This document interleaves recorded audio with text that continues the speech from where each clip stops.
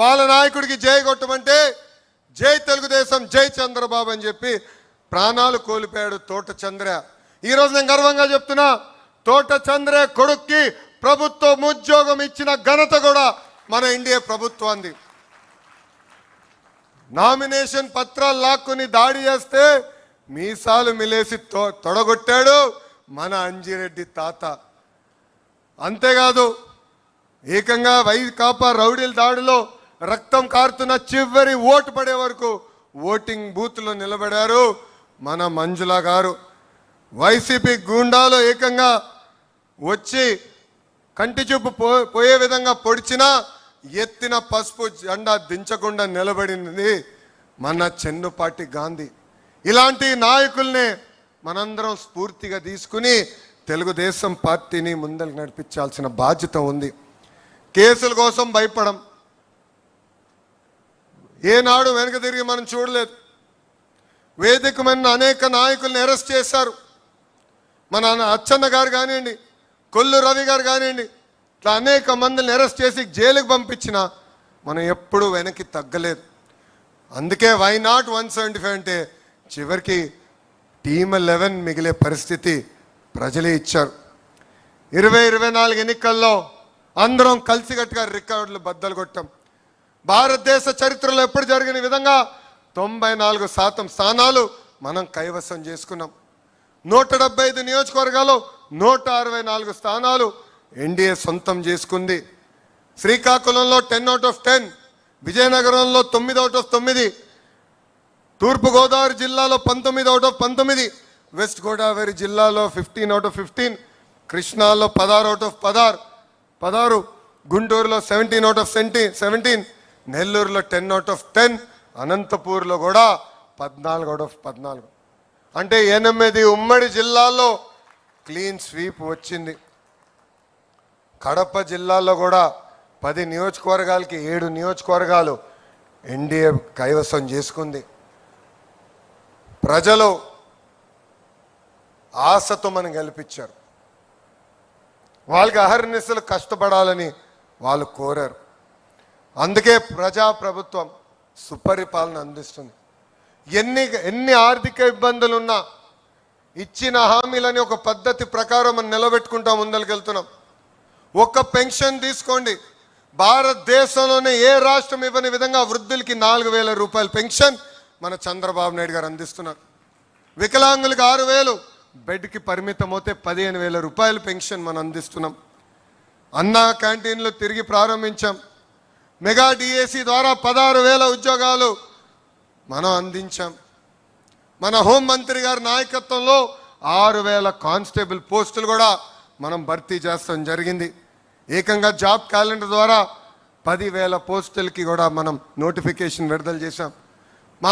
మా చేనేత సోదరులకి అండగా నిలబడడానికి హ్యాండ్లూమ్ ఉంటే 200 యూనిట్లు, ఇంట్లో పవర్ లూమ్ ఉంటే 500 యూనిట్లు ఉచిత కరెంటు కూడా మన ప్రభుత్వం అమలు చేసింది. మత్స్యకారుల సేవలో కూడా అన్నదాత సుఖీభవ, స్త్రీ శక్తి కింద ఉచిత బస్, దీపం పథకం లాంటి అనేక సంక్షేమ కార్యక్రమాలు మనం అమలు చేస్తున్నాం. అంతేకాదు, ఇంట్లో ఎంతమంది పిల్లలుంటే అంతమంది పిల్లలకి తల్లికి వందనం ఇచ్చిన ఏకైక ప్రభుత్వం మన ఎన్డీఏ ప్రభుత్వం.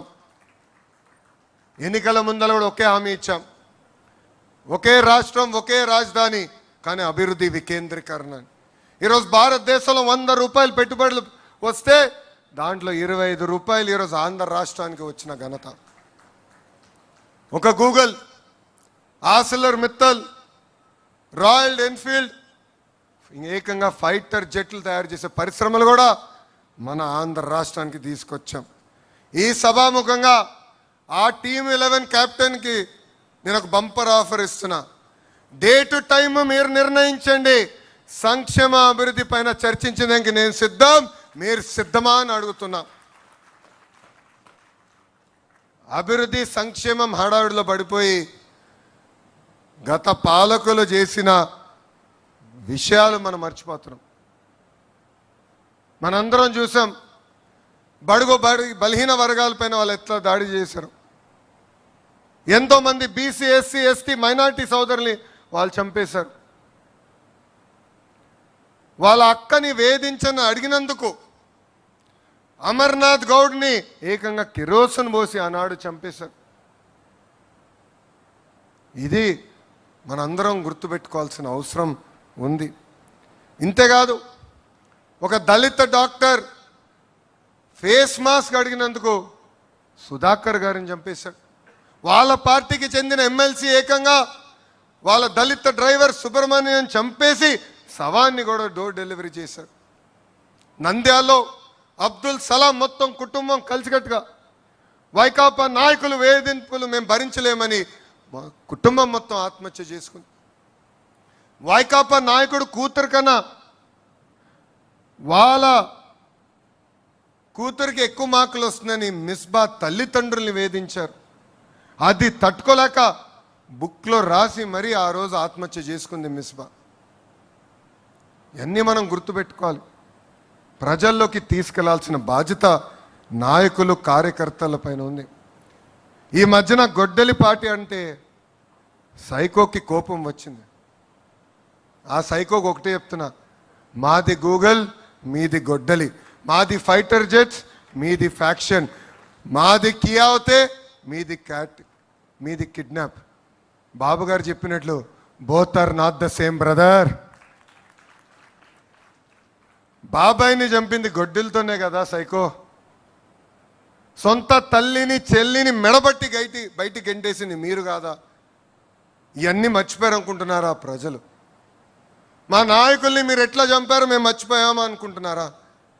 అందుకే మీ పార్టీని గొడ్డలి పార్టీ అని ఈరోజు మేము పిలుస్తాం జరిగింది. తెలుగుదేశం పార్టీ సిద్ధాంతాలే మన బలం. తెలుగుదేశం పార్టీ సిద్ధాంతాలే మన ఫౌండేషన్. మారిన కాలానికి సిద్ధాంతాల్ని కొన్ని సవరణలు చేశాం. మొన్న జరిగిన మహానాడులో 6 శాసనాలు మనం ప్రకటించుకున్నాం. ఎప్పుడు ఏ నిర్ణయం తీసుకున్నా ఒక్కసారి కళ్ళు మూసుకుని 6 శాసనాల గురించి ఆలోచించాలని ఇక్కడున్న నాయకుల్ని, క్లస్టర్స్ ఉన్న కార్యకర్తలకి నేను పిలిపిస్తున్నా. తెలుగు జాతి విశ్వఖ్యాతి, యువగలం, స్త్రీ శక్తి, పేదల సేవల్లో సామాజిక న్యాయం, అన్నదాతకు అండగా కార్యకర్తలే మన అధినేత. ఈ 6 శాసనాలు మనం గుర్తుపెట్టుకోవాలి, రాసుకోవాలి. ఏ నిర్ణయం తీసుకున్నా ఈ 6 శాసనాలు ఒక్కసారి ఆలోచించి నిర్ణయం తీసుకోవాలని అందరినీ కోరుతున్నాం. నేను పార్టీలో సంస్కరణలు తీసుకొచ్చేదానికి అహర్నిశలు పోరాడా, ఇప్పుడు కూడా పోరాడుతూనే ఉంటాం. వేదిక మన పాలిట్ బ్యూరో సభ్యులందరూ తెలుసు, ఆనాడు జిల్లా పార్టీ వ్యవస్థ నుంచి పార్లమెంట్ పార్టీ వ్యవస్థ తీసుకొచ్చేదానికి సుమారుగా 2 సంవత్సరాలు నేను పోరాడా. నేను అనుకుంది సాధించలేకపోతే నేను అలిగి ఇంట్లో పడుకోలే. మళ్ళీ తిరిగి పాలిట్ బ్యూరోకి వెళ్ళా, నాయకులతో మాట్లాడా. నమ్మకుంది సాధించుకునే వరకు నేను వదలబెట్టలేదు. అంతేకాదు, పాదయాత్రలు నేను నడిచినప్పుడు కార్యకర్తలు అందరూ నన్ను అడిగారు, పనిచేసిన కార్యకర్తలు మీరు గుర్తించాలని. అందుకే టెక్నాలజీతో జోడించి మై టీడీపీ యాప్ తీసుకొస్తే చాలామంది నన్ను అడిగారు, మై టీడీపీ యాప్ అవసరమా అని. కానీ ఈరోజు చూడండి, గ్రామ స్థాయిలో ఏ కార్యక్రమం జరిగినా ఎవరు పనిచేశారో ఎవరు పనిచేయలేకపోయారో పార్టీకి నేరుగా తెలుస్తుంది. ఈరోజు క్లస్టర్లో మనం మహానాడు ఏర్పాటు చేసుకుంటే దానికి ఎవరు వచ్చారు ఎవరు రాలేకపోయారు కూడా నేరుగా పార్టీకి తెలిసే పరిస్థితి. అందుకే పార్టీ చరిత్రలో ఎప్పుడు లేని విధంగా ఒక మండల్ పార్టీ అధ్యక్షురాలు శ్రీదేవి గారిని ఏకంగా పాలిట్ బ్యూరోకి తీసుకొచ్చిన ఘనత మన నాయకుడు చంద్రబాబు నాయుడు గారిది. అంతేకాదు, పార్టీ ఆవిర్భావం నుంచి ఏకంగా సీటు పొత్తుల్లో పోయినా అండగా నిలబడి ఎక్కడ కార్యకర్తలు చెక్కు చెదరకుండా మా మంగళగిరి నియోజకవర్గంలో క్లస్టర్ ఇన్ఛార్జ్గా పనిచేసిన ధనంజయ్ గారిని కూడా ఏకంగా పాలిట్ బ్యూరోకి తీసుకొచ్చిన ఘనత మన నాయకుడు చంద్రబాబు నాయుడు గారు. నిజం గడప దాటే లోపల అబద్ధం ప్రపంచం చుట్టూ తిరిగి వస్తుంది. ఈరోజు మనం చూస్తున్నాం, ఆ సైకో పార్టీ, క్షమించాలి, గొడ్డలి పార్టీ, ఆ గొడ్డలి పార్టీ ఎలాంటి కుట్రలు చేస్తున్నాయో మనందరం చూడాలి. మనందరం అప్రమత్తంగా ఉండాలి.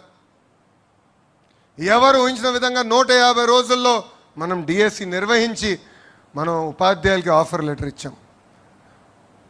ఆ గొడ్డలి పార్టీ నాయకులు వెళ్ళి ఏకంగా 200 కేసులు మన పైన పెట్టారు. డిఎస్సి అడ్డుకోవాలని ప్రయత్నించారు, కానీ ఎక్కడా వాళ్ళు అడ్డుకోలేకపోయారు. అందుకే ఇప్పుడు కొత్త డ్రామా తీసుకొచ్చారు డిఎస్సి పైన. అందుకే చెప్తున్నా, సైకో నీది 10th క్లాస్ పేపర్ లీక్ చేసిన బ్యాచ్, నాది స్టాన్ఫర్డ్ హిస్టరీ ఉన్న బ్యాచ్. టీచర్ని లిక్కర్ షాప్ ముందలు నిలబెట్టిన ఘనత మీది. టీచర్ని సింగపూర్కి ట్రైనింగ్ పంపించిన ఘనత